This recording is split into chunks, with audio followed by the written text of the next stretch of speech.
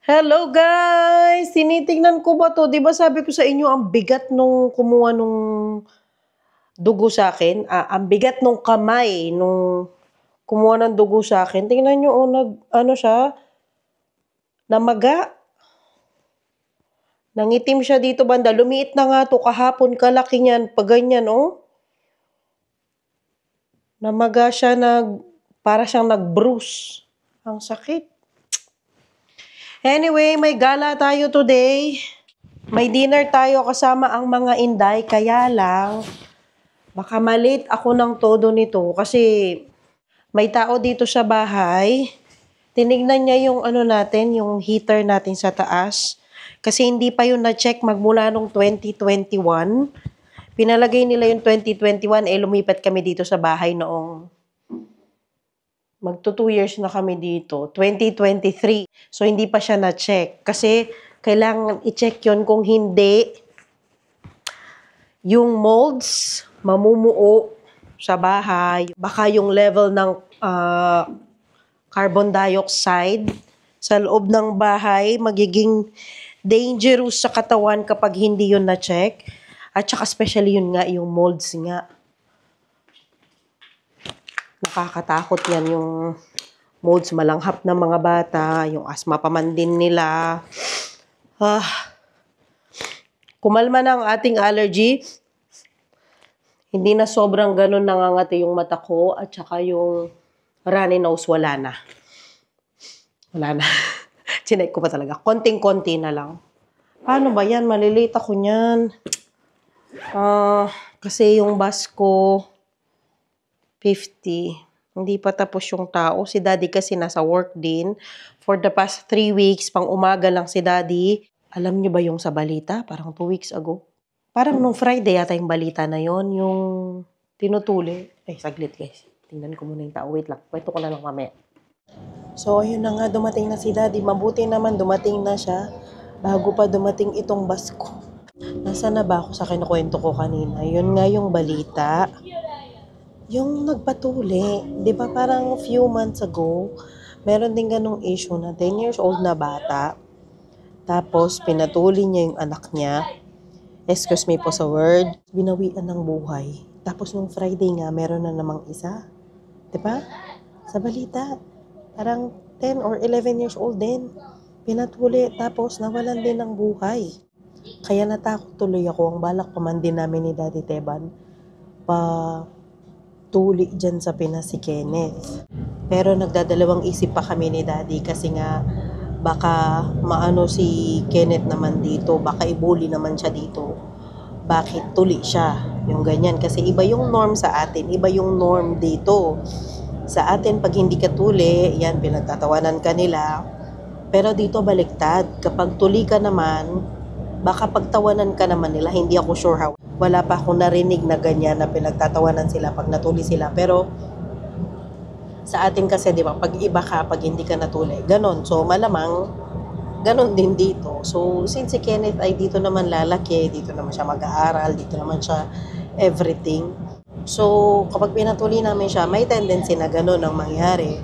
Pero sabi naman ni Daddy Teban, for hygiene naman ni Kenneth yon. Alam nyo na, kasi si Daddy lumaki sa Pinas, so alam niya yung ganong, yung area na yon. Ayun, pero hindi pa naman yun final.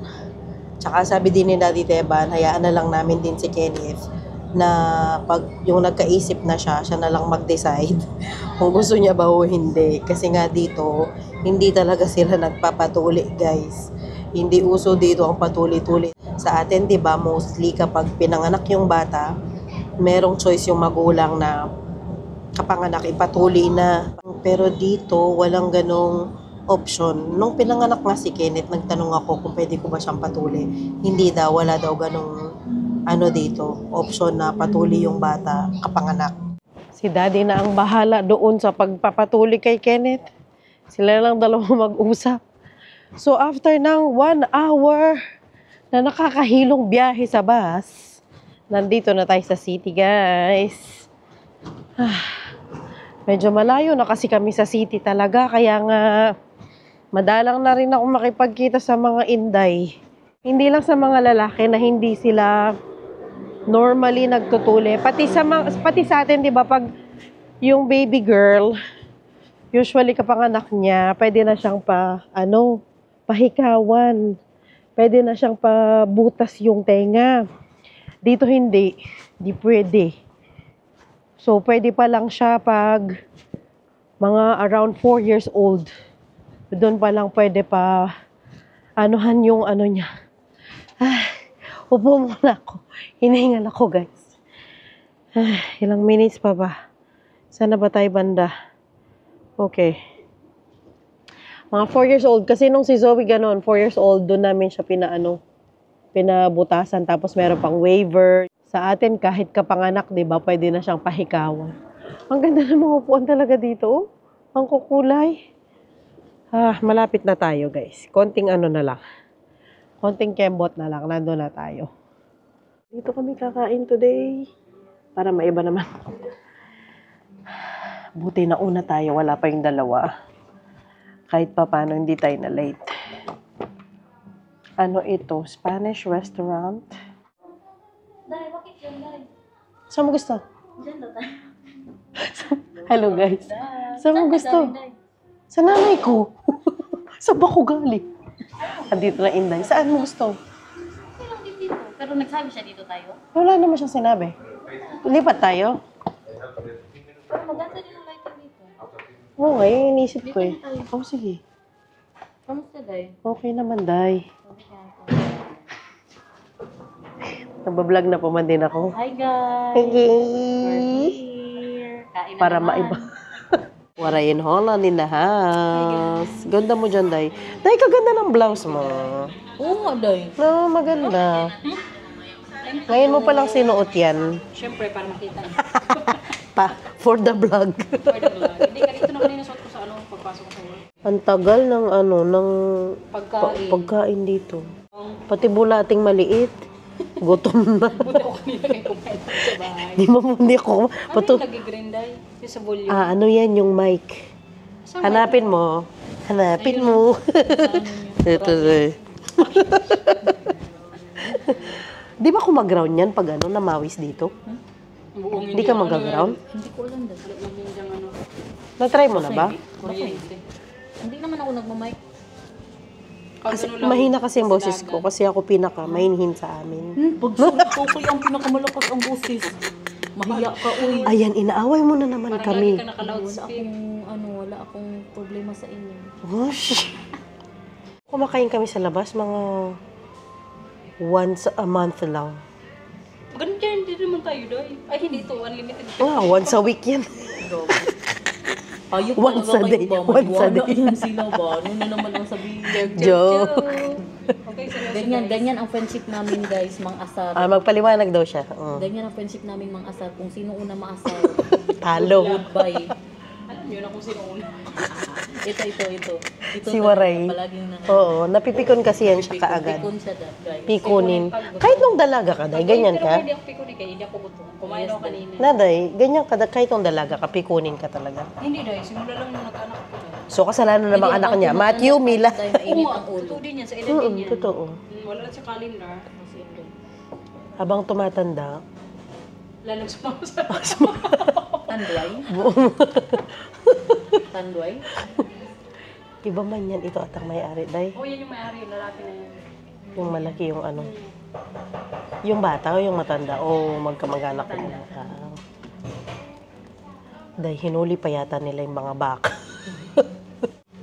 Sexy nila, oh. Day, ganyang katawan ko ng dalaga ko. Day, kaganda talaga ng katawan mo, Day. Sobra. Ang dami kong picture. Magbawas sa toilet lang. Pero sa totoong buhay, hindi. Okay ka na yan. Wala Importante pa. healthy. Ano naman, Day? Importante, wala. Uy, I'm so proud of myself. Normal lang BP ko today. Kaya pala mag-rice ka. Kaya magkakanin. Mabuti naman yun. Actually, di man ako malakas kumain. Maano ako maraming snack. Yung, kahit sa midnight. Ay, Maraming Ako din, snack. Day. Grabe ako mag-snack. Mas snack ako kaya ano. Kagabi, nagluto-luto pa ako ng mga shrimp. Mga ano yung Tapas, satay. tapas. Hindi yung shrimp, tapos Oh, yung barbecue? salad. Tapos din, nag-ano pa. Tapos yung ube.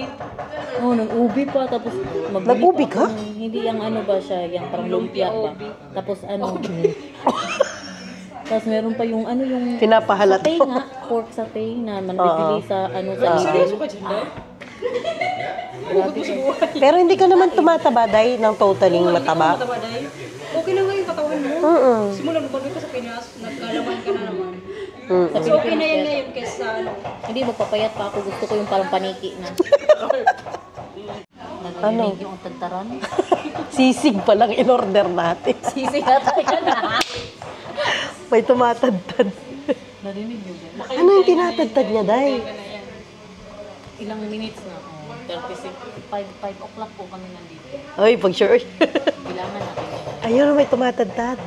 Sisig. Sisig niya. Para siguro lang ano dugo. 1 hour and a half worth waiting naman pala. Yes, guys. Sarap talaga dahil. Hindi na mainit ang ulo. Kalmado na. Shrimp naman. Oo. Magbabalik. Yun ang aming order. Fries, Same lang, dahil. spare ribs, kain guys. Kasi ang ano ang... 7. Hindi pa kasali ang rice. After 5 years. Ilan yun sa'yo, Day? Apat din? Isa. Ala, nagkompetensya pa. Nakipagkompetensya pa. Ilang Tinitingnan ko lang piraso. kung same din yung ano nila. 1, 2, Uy, 3, kainit 4. ako lang. Kasi mas mahaba sa'yo, Ay, Day. kabango niya. Ito pala yung tinitik-tik nila kanina. Tikman natin spare ribs nila. Oh, salad. Garlic sauce. Yeah, thank Thank you. you. Grabe din tayo lang talagang customer dito ba? Ang customer, kami lang. Kami lang po yung nag-taste ngayon. Hindi, lunes din kasi. Mm. Tapos siguro Uy, kumain masarap ng tao siya. dito. Masarap siya. Masarap dahil. So, babalik ka pa, Day. Masarap talaga sila dito. Masarap Baka to. bumalik ako next year. Kanina pa lang siniraan nila. Kumakain na kami dati dito ng Master Oy. Kanina pa lang siniraan nila yung restaurant ngayon. Hindi ka nagtanong kung gusto pa natin yung ano, inumin. Oo nga, no? Day, okay lang pa. Suyo yung ano. Sure, yung Day. salad. Salamat. Salamat. Masarap, guys. Worth it din naman ang ano. Parang, Tayo. Isang oras lang, dahil ganito din sa Ayamunia dahil. Hindi, dahil feeling ko mas mabilis sayang muna. Uy ka dahil. Inurasan din natin 1 hour. Hindi ako nag-oras. Day, oh. Gusto mo ng ano? Pinapakiramdaman ko. Gusto mo ng... May ano yan dahil nene? Ay, bawal siya dahil. Kain, guys. Kain tayo. Kasi akala niya daw siya ginanunan ko dahil. May tao kasi doon dahil. Dahil kanin, dahil. Akala niya siya sinusubuan mo. Saan ito, dahil? Uy, kasarap. Dahil kanin, dahil. Sige, Day, meron pa ako dito. Pwede na din. Uy mo, masarap. Ikaw nga. Masarap siya.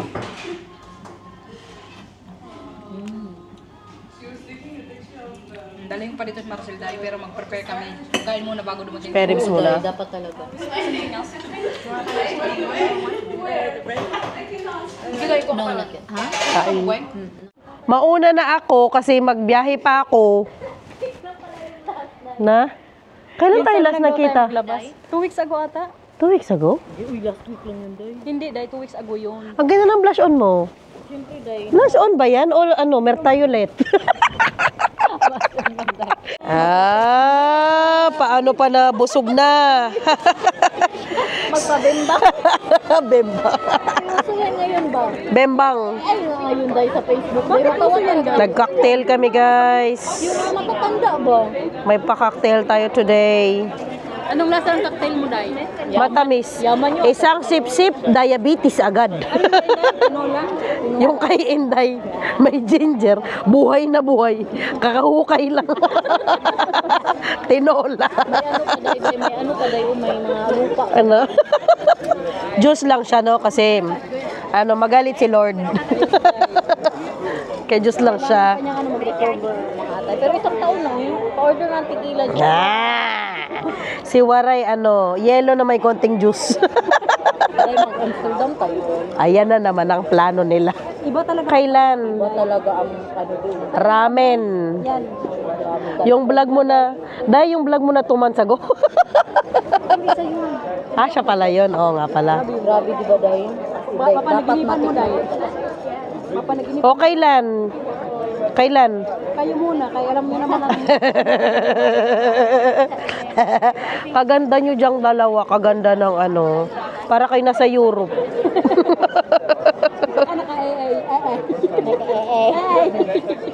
Wala tayong picture. Papicture ka. Thumbnail. Magpapicture tayo buang. Kanina tayo pa-picture. Ito naman, konting harap lang ng camera. Kakaiba. Nasa labas kami guys kasi ano ngayon, summer. Alam nyo naman. Cheers. Itsura pa lang. Titikman na. Anong inumin ba? Titikman na niya. Tikman ko kung tinola ni Inday. Tikman na yung tinola. And? Ano to? Parang tinola. No? Kapangit man yan. Cheers. Cheers. Biri. Buti po yung sa kanya masarap. Oh, perfect sa akin. Sabi ko sa inyo, mag-6 on the beach kayo. Na all perfect. Kami ulit, pauwi na. Lumamig na, pakadress ko pa man din. Masarap. Mas masarap pa dun sa ano, Day? Yung sa Sa Hans and Fritz. Hans and Fritz? Masarap po dito. Okay. Kasi maganda Sige. dito may bata dahil makita mo may parang nasa bangka ka talaga kay As in, may salamin dyan. hindi pa namin dyan na-try sa restaurant na yan. Masarap yan dyan. Pwede ka rin dyan magpa-party dahil. Hindi ko na...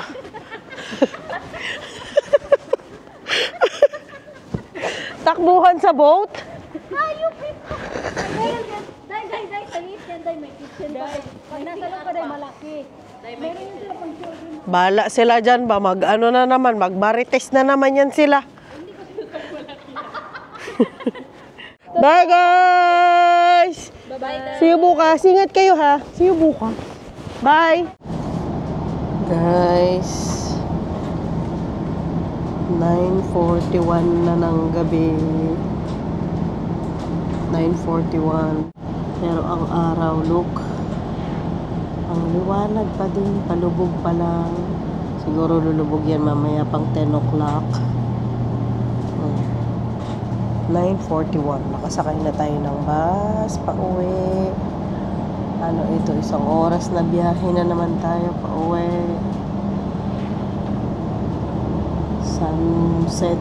Sunset na.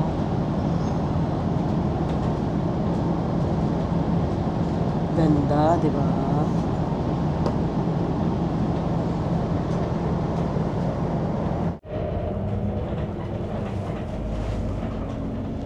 Baba na tayo.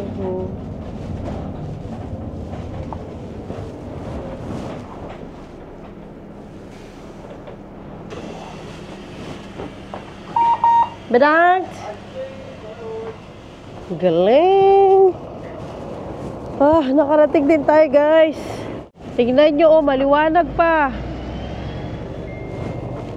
Time check ay... Ano yan? 10:02 ng gabi. 22:02. Grabe, no? Ang liwanag pa dito. Ganyan talaga dito, no? Pag summer. Ito yung supermarket sa malapit sa bahay. Mag-ano tayo?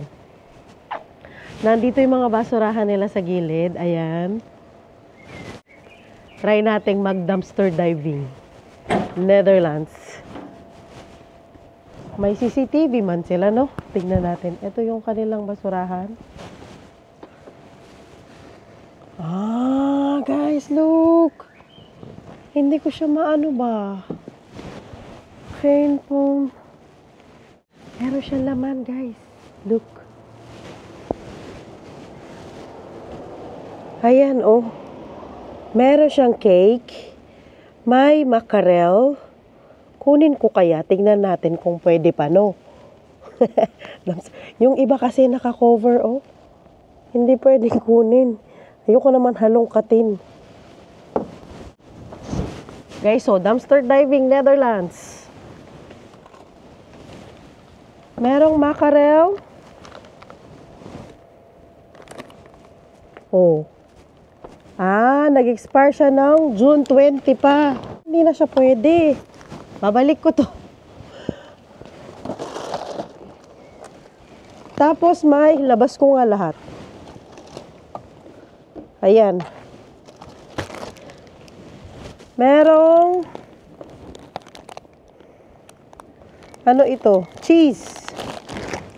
Pero expired na. Meron ding papya. Today din ang expiration. Dito ko kayo guys. At grabe, nag-dumpster diving tayo. At merong cake. Ayan o, cake. Hindi nyo siya makita ha. Today din ang expiration. Di na to pwede, no? Ayan o, hindi ko naman to kukunin. Kasi expired na sila guys. Di na pwede, balik natin. Yung iba naka-plastic, hindi natin makuha. Uwi na tayo. Yung iba, walang laman. Mga naka-plastic wala oh. So wala tayong nakuha dun sa dumpster diving natin. Wala tayong napala. Pwede pa naman kunin actually yung cake, tsaka yung cheese. Pero ano na yun, no, medyo mainit sa labas. So, no, big no-no na. Tsaka expired na sila today.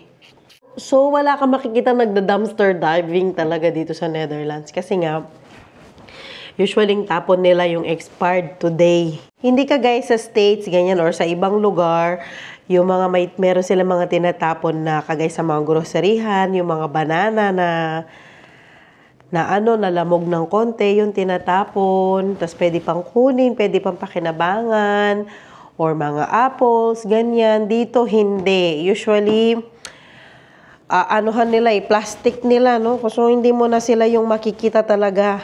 Madalang lang yung ganun na may makita ka na per pack na nakalabas. Usually, nakalagay sila sa yung, garbage bag. Okay, so that's it for today's video, guys. Sana'y nagustuhan ninyo at sana nag-enjoy kayo sa vlog na ito. And see you all next time, kundi absent. Bye, guys.